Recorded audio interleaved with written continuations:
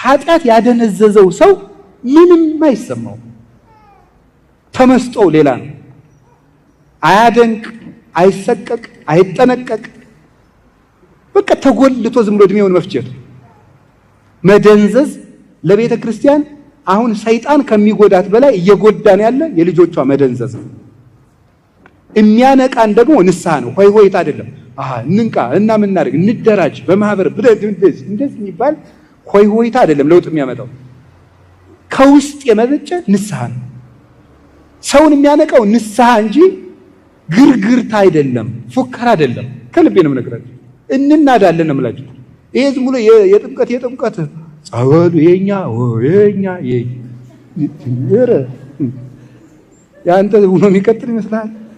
እንደዚያ ታቦቱ የኛ አንተ የማን ሆነ ነው እንዲሁ የኛ የምትል እንዲሁ ኖር አይደለም።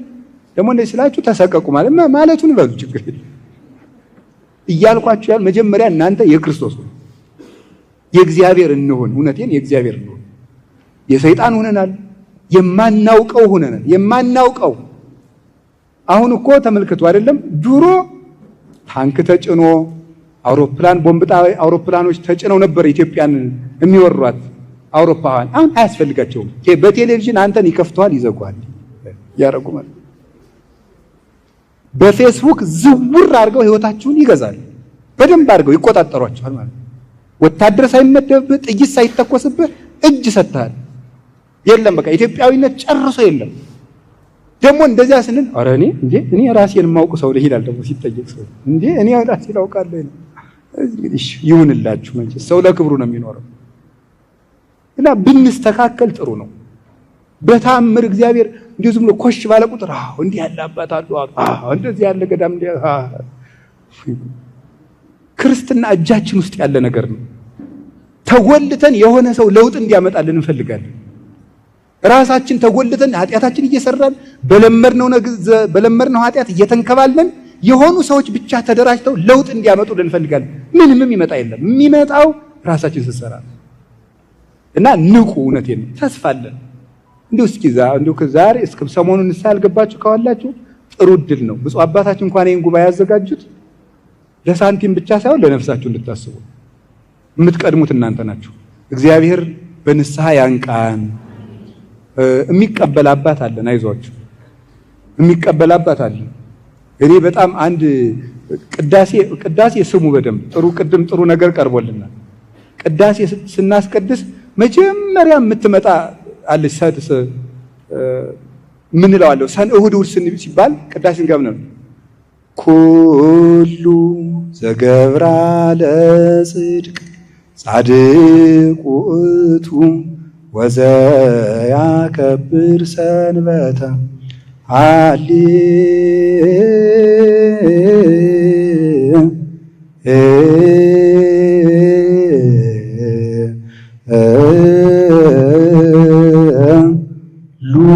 ሃሌሉያ እመዎ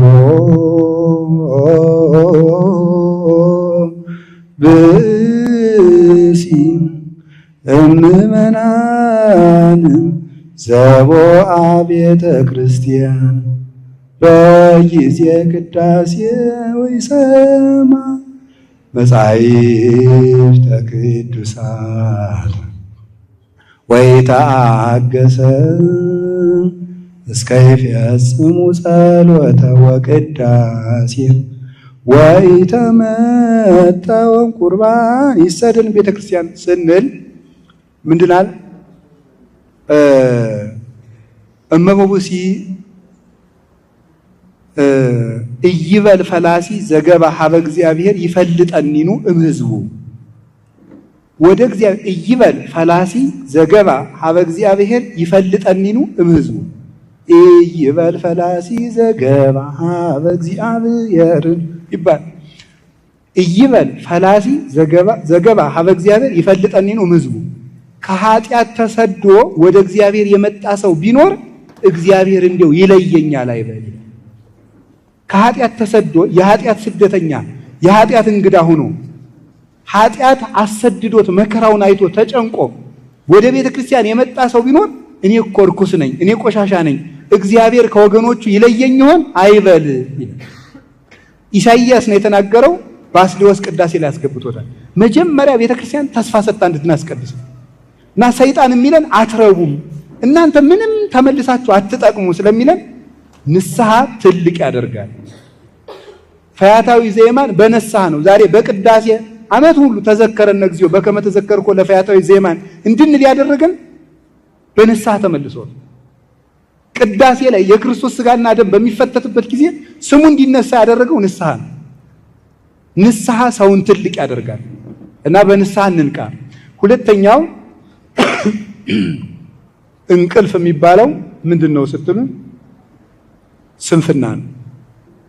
ስንፍና በጣም ከፍተኛ እንቅልፍ ነው። የሰነፍ ሰዎችን ምልክት ልንገራችሁ። የሰነፍ ሰው ምልክቱ ሰነፍ ሰው ምክንያቱ ብዙ ነው። አሁን ስሩ ሲባል ለምሳሌ ምክንያት ልንገራችሁ። ምክንያት ስሩ ከዛ ምክንያት ልንገራችሁ። የጦርነት ወቅት እንቀጥል። ስሩ ኑሮ ተወዷል። ይሄ ምንድነው? ምክንያት ሰነፍ በላኩት ጊዜ ያመካኛል ይላል ሰው። እስቲ ጊዜው አለፍ ይበል ትንሽ እንረጋጋ። ምን አስቸኮላችሁ? እዚህ ጦርነቱን በረድ ይበል ይላል ሰው። በረድ ይበል እግዚአብሔር ያብርድ እና ተኝተን ሊበርድ ነው እየሰራን ይብረድ እንጂ ተኝተን የምናበርደው መከራ የለም። ሰርተን ነው መከራን የምናረገው። ስለዚህ አሁን ምንድነው? ሰነፍ ምክንያቱ ብዙ ነው። ሰነፍ ጥቅሱ ብዙ ነው። ያመካኛል።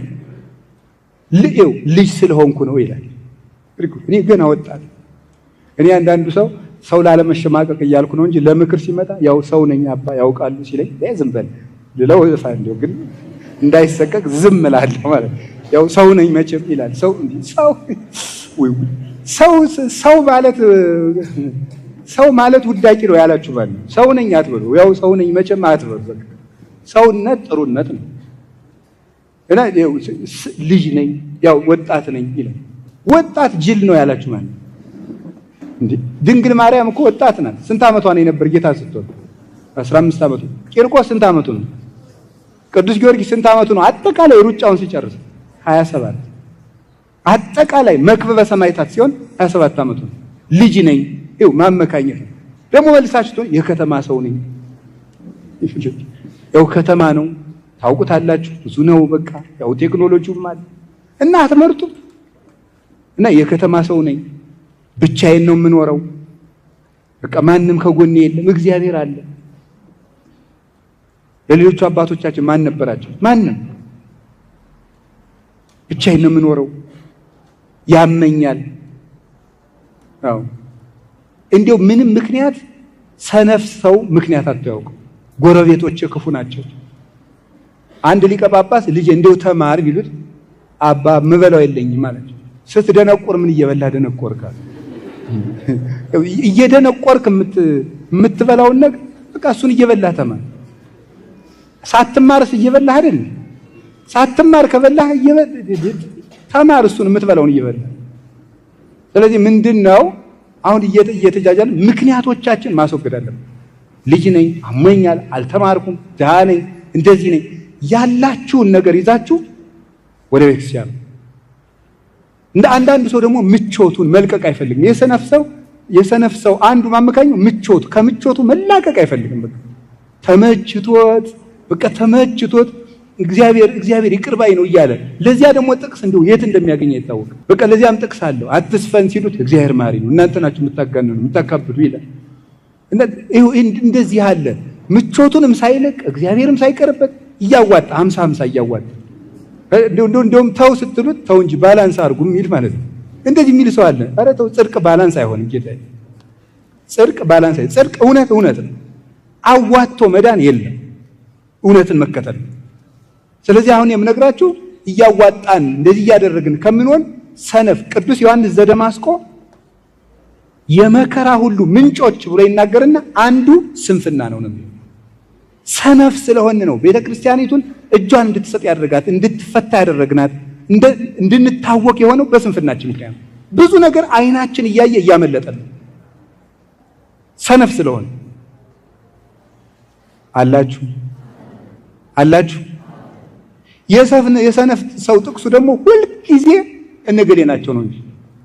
አሁን ለምሳሌ ምንድነው የሚለው ሰነፉ ምንድን በዚህ ሁሉ ጥሩ አባት ሊኖረን እንዲሁ አተን ነው እንጂ ጥሩ ጳጳስ ሊኖረን። አሁን ብዙ አባታችን ስላሉ አይደለም፣ እኔ ቢኖሩም ባይኖሩም አባትነታቸው ክብር አለኝ፣ መናገር ያለብኝ እናገራለሁ እያልኳቸው ያለው ግን ብፁዕ አባት ሊኖረን፣ ጥሩ ቅዱስ አባት ሊኖረን፣ እንደዚህ ያለ አባት ሊኖረን። እሻው ሌባ እንድትሆን ያደረጉ ብፁዕ አባታችን ናቸው። ተኝተህ እንድታድር ያደረጉ አሁን ፓትርያርኩ ናቸው። የምሬን እኮ ነው የምነግራቸው። ጸሎት እንድናቋርጥ ያደረጉን አባቶች ናቸው። እስኪ ተመልከቱ። እኛ ዝም ብለን ብንለወጥ አስተዳደር መች ጎዳናል? መለወጥ እኮ ነው ያቋል። እንዳትቆርብ እስኪ የትኛው ጳጳስ ነው የከለከለ? እንዳትቆርቡ፣ ንስሐ እንዳትገቡ፣ እንዳትጸልዩ። እናንተ የአስተዳደር ጥብቅና ከመቆማችሁ በፊት ስለ ነፍሳችሁ የማታስቡለት እና ሰነፍ ሁልጊዜ ይሄ የሚጠቅሰው ሰው አለው። እንደዚህ ነው እንጂ ሲኖዶሱ ነው እንጂ ቤተ ክህነቱ ነው እንጂ እንደዚህ ያለ ይሄ ሰነፍ ነው። ቤተ ክርስቲያናችን ውስጥ ችግር የለም አላልኳችሁ? በጣም በርካታ ችግር አለ፣ መታረም የለበት አስተዳደር ውስጥ እያልኩ ያለው ግን እኔ አሁን የምናገር ራሳችን ላይ ነው። አሁን የሚገርመኝ ስለ አንድ ሌባ መነኩሴ ታሪክ ብጠቅስ ብሰብካችሁ አሁን ታሪክ ሁላችሁም አባገሌ ነገሯቸው ይላል። አንዳንድ ሰው በድሮ ጊዜ አንድ ሌባ ጳጳስ ነበር ብዬ በእንደው ወይ አውሳቢዎስ ዘኒቆምዲያን ወይም የአንዱን ብጠቅስ ወይም የሌላውን ብጠቅስ ደግሞ ብድግ ታርቃቸው ብፁዕ አቡነ ገሌን ነው ልክልካቸውን አሏቸው ይላል። የሆነ ነገር ስንናገር እንትኑን ነው የእንትኑን ኃላፊ ነው ይላል። ለራሳችሁ የምትወስዱት መቼ ነው? እንዲሁ ግርም እኮ ነው የሚያደርገው። ለራሳችሁ አትወስዱ። ስብከት ሲሰበክ እነገሌን ነው እና እንዲያው ሊቀ መዘምራን ኪነ ጥበብ በጣም ድንቅ መዝሙር ዘምረውልናልና በሌላው የምትፈርድ ማነህ አንተ እያሉ ሰለስቱ ጣቶችህ አንተን ያሳያሉ። በሌላው የምትፈርድ አንተ ማነህ እያሉ ሶስቱ ጣቶችህ ማንን ያሳያሉ? ይኸው ስንት ጣት ነው ወደኔ የተመለሰው? ይኸው ሶስት። በሌላው አንድ ጣት ስታመለክት ወደ አንተ ሶስት ጣት ይዞራል። መጀመሪያ ወደ ራስህ ይህ ነው። በጣም የሚያስደንቅ መዝሙር ነው በእውነቱ ማለት ነው። ስለዚህ አሁን የምነግራችሁ የእግዚአብሔር ሰዎች ሰነፍ አትኑ፣ ተኝታችሁ አትደሩ። ለጥ ብላችሁ በቃ ምቾታችሁን እንደው ጣሉት። አምሽታችሁ አትተኙ። ምቾት ካልጠላችሁ ለቤተ ክርስቲያንም ለራሳችሁም አትሆኑ። ምቾት ካልቀነሳችሁ ለምሳሌ ማታ ላይ ፍጥጥ ብሎ በቃ ቲክቶክ እና ፌስቡክ ላይ እንዲህ ብሎ ማምሸት ምቾት ፍለጋል። ክርስቶስ ነው እንጂ ፍቾት የሚሰጠን እሱ ደግሞ ጧት ሌላ ምቾት ያስፈልገዋል። የማይጠገብ ደስታ ነው የዓለሙ ደስታ። እያሳዘናችሁ ያደነዝዛችሁ መጨረሻ ላይ ማደንዘዝ እና ማታ እንቅልፋ በጊዜ ተኙ፣ ሌሊት በጊዜ ተነሱ፣ ቅዱሳት መጻሕፍትን አንብቡ፣ ተማሩ። እንደዚያ ሲሆን ቤተክርስቲያንን ከፍ ባለልና ማቆም እንችላለን። የምትሰጡት እንዳታጡ ስሩ። ሁላችሁ ከቃሉ ጋር ናችሁ። እግዚአብሔር ከሁላችን ጋር ይሁን። የመጨረሻው የሚያነቅ መንቃት የሚገባን እንግዲህ አሁን ሰነፍ አትሆኑም ሁላችሁም። አሁን ለምሳሌ ስታነቡ መጽሐፍ ማንበብ ስታነቡ ተኝቶ የሚያነብሰው እንደዚህ ይብሎ መተኛት አቅዳችሁ ነው ማለት ነው። በቃ እንደው ልፍስፍስ ያለ የሆነ ሰው አለ። በቃ እንደው ገና በ20 ምናምን ዓመታችሁ እግሬን ያዙኝ ወገቤን ደግፉልኝ ይሰል በዚህ የሶፋው መደገፊያ እዚህ ላይ ወገብ ላይ ተደርጎ ምናምን እንደዚህ ያለ ያቀማመጥ ስርዓታችሁን የመኝታ ስርዓታችሁን ካላስተካከላችሁ ተኝታችሁ እያነበባችሁ በየት ነው ለውጥ የሚመጣው? ስለዚህ አንዱ ስንፍናችን ማስወገድ ነው። ሶስተኛው እና የመጨረሻዬ ነው ካለማወቅ ነው መንቃት ያለብን። ቅዱስ ዮሐንስ አፈወርቅ ድርሳን 34 ላይ እስመ ተሐጥኦ ሊቅ ግብር እኩይ ውእቱ ወጥንት ለሁሉ ሀከክ ይላል። የመምህር መታጣት እጅግ ጎጂ ተግባር ነው ይላል። የመምህር መታጣት፣ የእውቀት ማጣት የሁከት ሁሉ ምንጭ ነው ይላል። የምን ሁሉ ምንጭ ነው? የሁከት ሁሉ ምንጭ አለማወቅ። የማያውቅ ሰው የሚያደርገውን አያውቅ። እስኪ ጌታ ሲሰቅሉት ምንድን ነው ያደርገው? የሚያደርጉትን አያውቁምና ይኸው አለማወቅ ማንን እንኳን ያስደፍራል፣ እግዚአብሔርን እንኳን እንድንደፍር ያደርጋል። አለማወቅ ሶበሰ አይመርዎ እሚሰቀልዎ ለእግዚአብሔር ስብሐት ቢያውቁትስ ኑሮ የክብርን ባለቤት ባልሰቀሉት ነበር አለ ቅዱስ ጳውሎስ። ስለዚህ ሰው ካላወቀ እንኳን ሰውን እግዚአብሔርን ይደፍራል። ደፋር የሚያደርግ አለማወቅ። ስለ እግዚአብሔር ቤተሰቦች አሁን ልክ የደቡብ ኦሞ ሀገረ ስብከት ሰብስቦናል። አንድ በንስሐ እንድትነቁ ለሀገረ ስብከቱ መስራት ከፈልጋችሁ ለቤተ ክርስቲያን እንድትሆኑ ከፈልጋችሁ አንድ ይሄን ምክንያት አድርጋችሁ ከዛሬ ጀምራችሁ የደቡብ ኦሞ ሀገረ ስብከት ጠርቶኛል፣ በንስሐ መንቃት አለብኝ፣ ቤተ ክርስቲያንን መጥቀም አለብኝ፣ ሰነፍ መሆን የለብኝም፣ ሰርቼ ለዚህ ሀገረ ስብከት እሰጣለሁ በሉ እስኪ። ሶስተኛ ደግሞ ምን ሆነ አለባችሁ? ሶስተኛው እንቅልፍ ድንቁርና ነው። መንቃት ያለብን ደግሞ በእውቀት ነው። ምን ማወቅ አለባችሁ? ሃይማኖት ማወቅ አለባችሁ። እግዚአብሔር ማን ነው ማወቅ አለባችሁ። ክርስቶስ ማን ነው ማወቅ አለባችሁ። እስኪ ይህን ጥያቄ እንግዲህ ሰጥቻችኋለሁ። እስከ ዛሬ 3 ወር እስኪ አውቃችሁ እንድትማሩ ቢያንስ እግዚአብሔር ማን ነው? እስኪ እግዚአብሔር ማን ነው በሉ። በቃ ጠየሰጣችሁ እንግዲህ እንድታውቁ። ሁለተኛ ክርስቶስ ማን ነው? እንዴ ክርስቶስና እግዚአብሔር ይለያያሉ? ከሶስቱ አካል እግዚአብሔር የሶስቱ ስም ነው። አንሰ ሶበቤ እግዚአብሔር ትምህርቱን ተናገርኩት። አንሰ ሶበቤ እግዚአብሔር በእብል በእንተ አብ ወልድ መንፈስ ቅዱስ። እኔ እግዚአብሔር ባልኩ ጊዜ ስለ አብ ስለ ወልድ ስለ መንፈስ ቅዱስ ነው መማር አለባችሁ። ክርስቶስ ማን ነው? አሁን በክርስትና ስም ብቻ ወደ 39,000 ዲኖሚኔሽንስ አሉ። ክርስቶስ በሚል ስም ብቻ ነው በዓለም ላይ። ታዲያ የማን ክርስቶስ ነው ትክክል? የኛ ክርስቶስ ነው ትክክል። ለምን? እንዴት ሆነ? ተማሩ። ቁርባን ምንድነው? ስርዓት ምንድነው? ጋብቻ ምንድነው? ማወቅ አለባችሁ። እየሆነብን በእንግሊዘኛ ጠቅሼ ከመዋረድ ብዬ ነው። እንግሊዞች አንድ የሚሉት ጥቅስ አላቸው።